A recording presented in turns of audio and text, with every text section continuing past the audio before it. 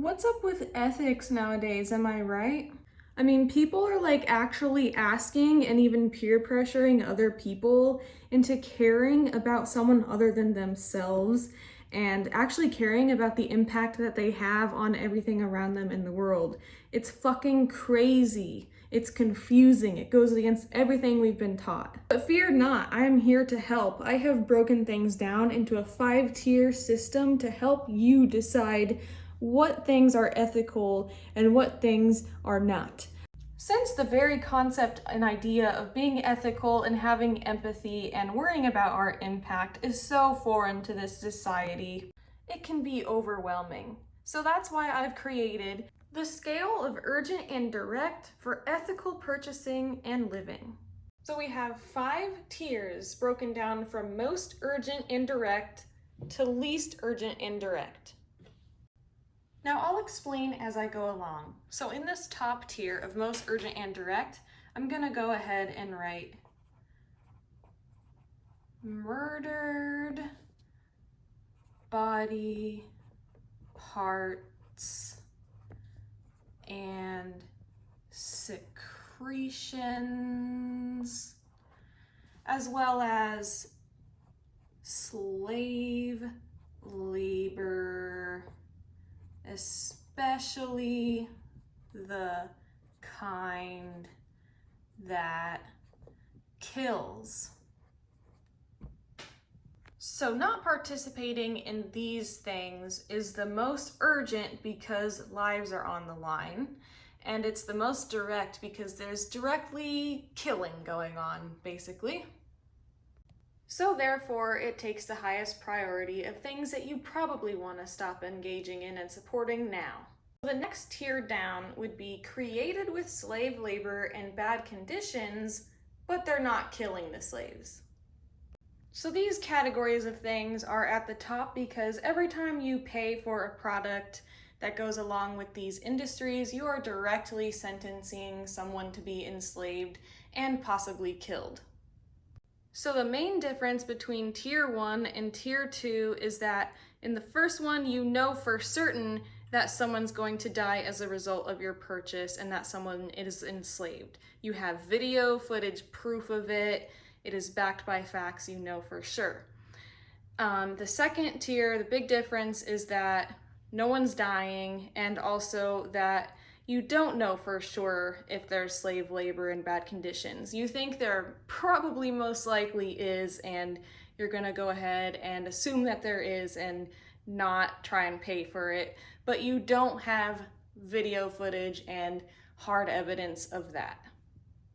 So the next tier down is that it's really bad for the environment. Now, obviously the environment is really important, but the environment isn't degrading as quickly as a knife is being pulled across someone's throat or someone's being pushed off of a ship.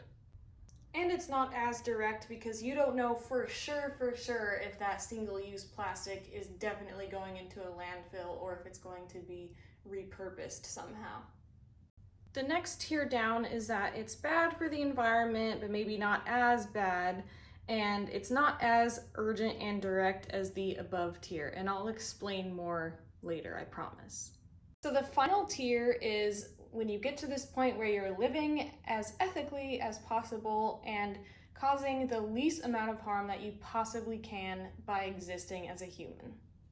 Now, the next part about this system that I haven't explained yet is that we have to consider how easy and accessible each of these things, whether opting in or out of them, is for the average person. So I'm going to rate all of the things from a scale of 1 to 10, with 1 being it's super easy and 10 being it's really hard, you would have to overhaul your entire lifestyle and it's not that accessible to everyone. We have to take this into consideration because the easier it is, the more morally imperative it is, the more it is a moral obligation. The harder it is, we can't really yell at people for not doing something if it's very near impossible for them.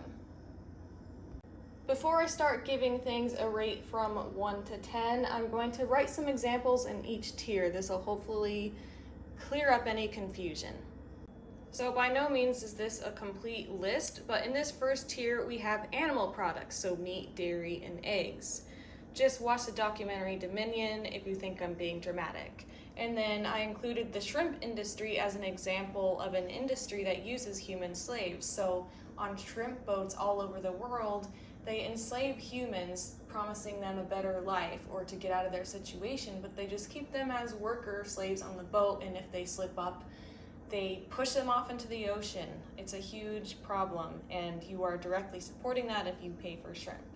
And then there's also, of course, things like sex trafficking and torture videos and CP and all kinds of things like that. Anything that you're engaging in, supporting, or paying for that's directly resulting in someone, whether they are a human or not a human, being killed, sexually exploited, abused, yeah.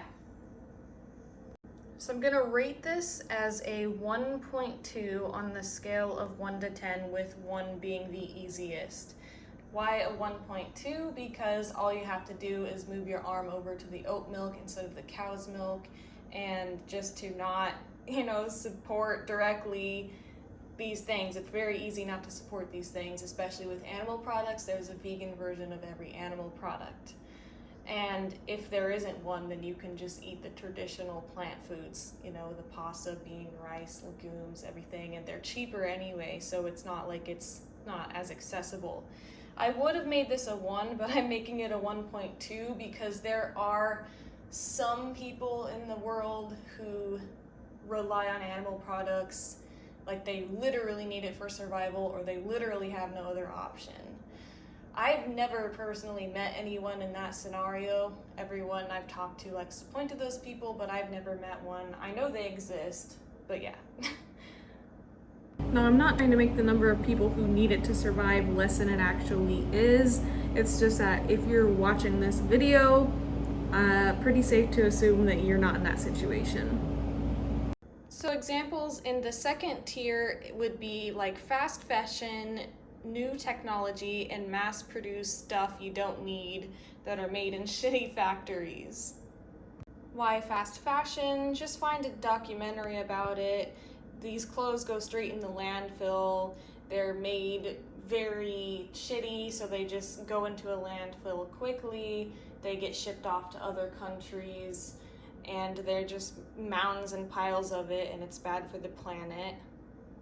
And a lot of the times fast fashion does involve slave labor. Now that goes back to this whole, we don't know for sure if it involves slave labor or not, but it's a pretty safe bet that it probably does, and that they're probably not super forthcoming with us about that information.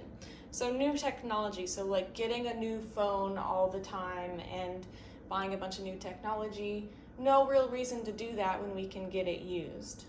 And then just not buying stuff that you don't need from a shitty factory. I guess that's kind of self-explanatory, because that could be involved with slave labor and being really bad for the environment. And so let's give this one a score. So I'm giving this a 2.8 because it's extremely easy to avoid fast fashion and just go to the thrift store or some sort of secondhand app, or swap clothes with your friends, or get hand-me-downs. There's a lot of ways around it. I know that there can be limitations with sizes, but again, don't give up so fast. There's a lot of ways around these things. And then it's also pretty easy and cheaper for that, as well as getting technology used. Not that hard. Why do we want to not get new technology? Well, there's the whole issue about the mining of the precious metals and whatnot, which I have not found a lot of information out there about, but I'm just going to give it a benefit of the doubt that that's a thing. And then slave labor that could be involved in making phones and stuff. And then obviously buying things you don't need is easy to avoid because you don't need it. And that is where being more minimalistic comes into play, and I'm not talking about having one spoon in your house. I'm just talking about being mindful about everything that you do purchase and giving it some thought of whether you really need it and whether you really want it. Stop impulse buying, because everything that you buy takes resources, it takes water, it pollutes, and the less that we buy things, the better, obviously. Yeah, so I rate it at a 2.8 because I understand that there are situations where, I don't know, maybe your job forces you to have the latest technology in something and you have no other choice of work right now to live, or there's just, for whatever reason, not access to used items or thrifted clothes.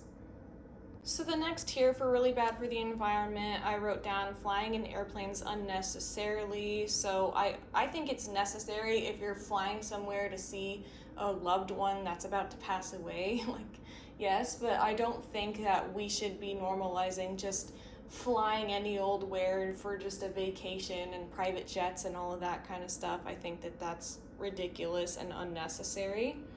And then single-use plastic is obviously really bad, but it's also not the easiest thing to avoid, so that's why it's down here on number 3.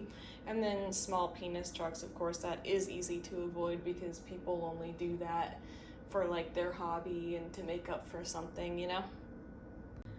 And I would add supporting animal agriculture here, but it's already covered in the first one.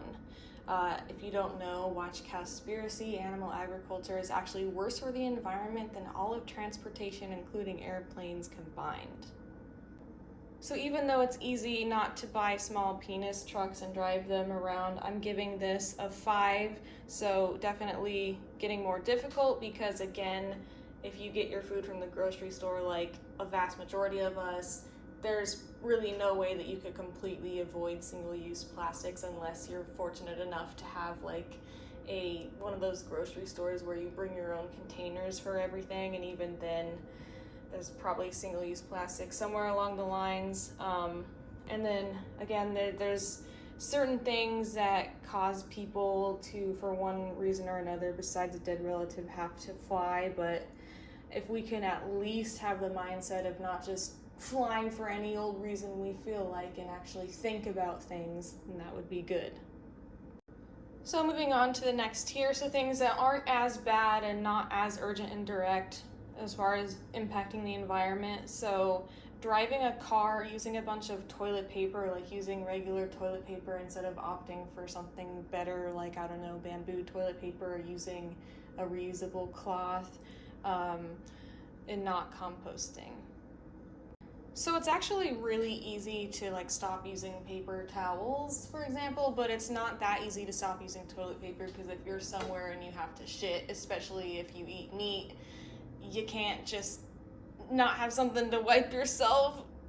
So driving a car is obviously really bad for the environment. It obviously pollutes every time that you drive, but it's further down because it's a lot more difficult to somehow live a life where you have no reliance on a car or transportation, because you have to get to work, you have to get to the store, you have to get somewhere to get supplies to live, you have to have supplies shipped to your area. So it's very hard at our current way that things are to even fathom a life where there's no gasoline being used and no transportation to, allow you to exist.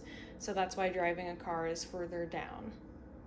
So because of that, I score this as an 8 because we really have no business yelling at people for driving cars or for not having electric cars, maybe, even though those are still bad, because there's just not an accessible alternative. And when there's not an accessible alternative, well, people are just doing what they can. And I would also impart to stop just taking joy drives and really try and just drive somewhere that you need to, more so. And I know that we go to certain events and things for positive reasons and benefits and well-being, but if we all at least just thought about it more, we could decrease that quite a bit. And also, if you are driving a car for a far distance, you can consider kind of offsetting that by not really driving a lot for a couple of months if you can. That's kind of what I do for when I do road trips. But when I'm not doing the road trips, I barely ever go anywhere. And I've also had years of my life with no car. So if you can also offset and balance it too, it doesn't mean you have to give up everything that's good, So that brings us down to the last tier, which is living as ethically as possible and causing the least amount of harm you can. So when I think of this, I picture someone in a living situation where they're off-grid, meaning that they're not relying on electricity. Maybe they've got solar panels, maybe they've got like geothermal energy set up, maybe they're gardening their own food, and they're super self-sustaining and also not like using up that much land to do so because they're vegan. And I forgot to write down, like, as I said, in the last tier it would be living off grid, veganic and vertical farming and or growing your own garden, being zero waste, minimalism, and all of that stuff. Just living in a way that literally limits your impact on the planet as much as possible. So obviously I'm gonna have to give that a 10 for all the way difficult, because that kind of lifestyle is, for one thing, not very accessible to most people, especially if you are kind of stuck in a city. And then another thing, it takes a lot of time, work, money to even get to this point because of how far from this our society currently operates. So hopefully you noticed that the ease with which you can make these switches is much more easy at the top, and then it gets harder as you go down. So because eliminating the things at the top is quite easy for the vast majority of people to do, I do think that there is a moral obligation involved because of how easy it is to not contribute to these things, as well as how horrible of an impact these things make. So I would say because of that, we need to have somewhere where we draw the line where we say this is the moral baseline, this is what everybody generally should be expected. And I would draw that moral baseline right here. So if everyone in the world, or as close to everyone as possible, or even at least just everyone in a given country, would stop paying for, murder and slavery and slave labor and horrible environmental impacts, then we would all be so much better off. And then from that point, as we progress from society, we should, that moral baseline should go down and down and down and down as it is more easy and accessible for everyone. But I don't think that we should stop here if we can continue down. So I'm at this baseline right now, and I'm not 100% totally perfect, but I would say comfortably that I'm at this baseline. But I also avoid a lot of these lower things, and I am working towards this if I have like the privilege and money and time to do so. And I think that we all should work down this scale as we have, the privilege to do so. I don't think we should put any limits on where we can go.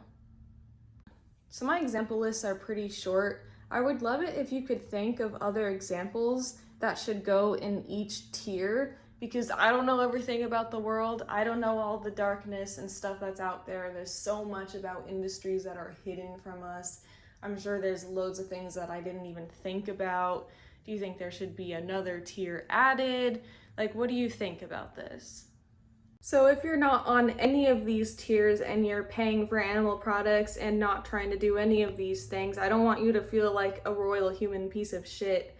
I want you to know that that's more than likely because of just societal programming, and that we don't teach people to care about the impact they have on others. And it's a very individualistic, all about yourself climbing to the top sort of system that we're in. So assuming that you're not a murderer or an asshole or an abuser or a rapist, you're already starting somewhere, so that's good. We want to have ethical ways in which we treat others. If you're not like a bully, that's great. Then I would say look into veganism. Listen to the TEDx talk, Every Argument Against Veganism. Veganism is actually how I got started to thinking about any of this stuff at all. Most of us say that we care about ethics and we don't want to pay for slave labor and we want to be ethical and we want to be good for the environment, but most of us don't actually do anything to back that up with our actions. We are taught to mindlessly consume, and ethics is just not valued in our society. I have a lot of things that I want to cut out and lifestyle changes that I want and need to make. So don't beat yourself up, have self-compassion. Let's just all work together in this journey to all do better. And to spread information. If you have any documentaries or videos or anything, please leave them below. And before you worry about, I don't want to leave behind being blissfully ignorant, I don't want to let go of all of my pleasures in life, just know that research has shown that people who are more minimalistic and who care more about the little things and who care more about experiences rather than material things are shown to be so much happier anyway. And the more people we have being mindful about the impact that they're making with their lives, the less you'll feel alone when you make these switches. And I promise you, making these switches, you feel so much better just knowing that you're not contributing to violence and suffering to the best of your ability. And that feeling is so much better than anything that you think you might miss. And there really is an ethical reason to be vegan. I mean, there's no right way to do the wrong thing. There's no right way to take dairy calves away from their mothers, to steal their milk and kill them and slaughter all the egg-laying hens and grind up baby male chicks alive. Organic and free range are all just marketing lies. Please watch the documentary Dominion. You have to ask yourself what's really more important and what holds more value, taste, or life, and just try and unprogram this selfish mindset we've all been taught that, it's just all about us and it's all about what we want to do and our quick fixes and our pleasures. If you're truly doing the best you can and always striving to learn more and improve, then that is enough and you don't have to stress out and drive yourself crazy and obsess about it. But only you know if you are trying your best or not. A lot of people go around saying that they're trying their best, but they're not really being honest with themselves or with others. And we could actually try a lot harder than we are. So be honest about it though, too. And also, once you get started, especially if you become vegan and really research the things behind animal agriculture, it becomes second nature to think about the way everything was produced and to stop and pause before buying things. It doesn't take a lot of effort. It's just more of a habit at that point. When you know better, you do better. Have a beautiful day. Bye! By the way, the marker and board I was using are secondhand. Thanks for watching. Subscribe if you would like to. Okay, bye.